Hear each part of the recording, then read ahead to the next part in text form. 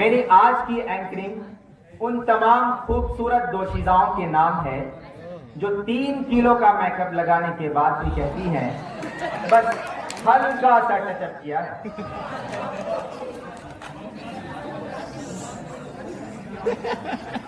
دوسرے کالجوں میں اگر کسی لڑکی نے لڑکے کو بلانا ہوتا ہے تو کہتی ہیں ایکسکیوز می، بات سنیں.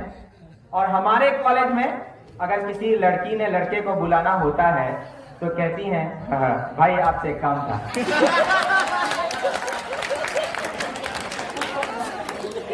بھائی سے یاد آیا کہ دانا بھائی کدھر گم ہو یار. جن باس اور میم کو اور جن جونیئرز کو نہیں پتا، میں آپ کو بتاتا چلوں کہ دانا بھائی اس کالج کے یونیورسل بھائی ہیں.